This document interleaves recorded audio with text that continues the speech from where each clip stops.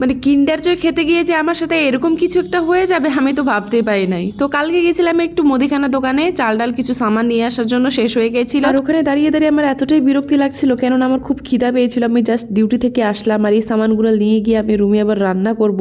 তো ওখানে দাঁড়িয়ে দাঁড়িয়ে আমার চোখ গেল ওই কিন্ডার জয়টার উপরে, যেহেতু কোনোদিনও খাই নাই তো ভাবলাম যে আজকে এটা ট্রাই করা যাক, যেহেতু বাচ্চারা খায়।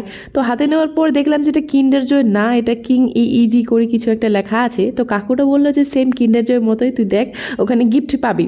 তো আমি কাকু এদিকে আমার সামানগুলো বার করছিল আর এদিকে আমি দেখতেছিলাম যে এখানে কী গিফট পাওয়া যায়। তো দেখো এই গিফট পেলাম, আর এদিকে সবাই চলে গেছিলো যেগুলো আরও খরিদ্দার ছিল, আর লাস্টে কাকু আমার সামানগুলো দিচ্ছিল।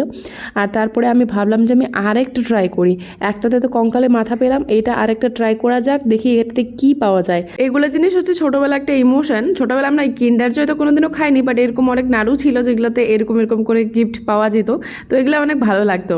তো এইদিকে কাকুরা না সব কিছু নাড়িয়ে নাড়িয়ে দেখতেছিল যে কোনটা ভারী, যেটাতে ভারী সেটাতে নাকি ভালো গিফট পাওয়া যাবে। সেকেন্ড যে কিন্ডার জয়টা আমাকে দিল, কাকু বললো যে এটাতে অনেক ভালো গিফট থাকতে পারে, এটা নাকি অনেক ভারী করছে। তো দেখলাম, তো দেখার পর দেখো এখানে কি পেলাম, মানে আগের থেকে একটু ভালো গিফট পেলাম। তো দেখো তোমাদেরকে দেখাচ্ছি কি আছে এখানে। দেখো একটা রোবট ছিল, ঠিক আছে, আর এটা এক্স ছিল, মানে এই দুটোই গিফট ছিল। ছোটবেলায় এই দুটি গিফট পেলে হয়তো অনেকটা খুশি হয়ে যেত। করতে করতে প্রায় আমার সবকিছু নেওয়া শেষ, এইদিকে প্রায় হিসাব টিসাব চলছিল। আর তারপরেই আমার নজর গেল এই পাসের উপরে। আমি পাস খেতে অনেকটা ভালোবাসি, কোথাও যদি ট্রাভেল করি আমাকে পাস অনেকটা ভালো লাগে, কেননা একটু মুখটা ফ্রেশ ফ্রেশ লাগে। তোমরা কে কে পাস খেতে ভালোবাসো অবশ্যই জানিও।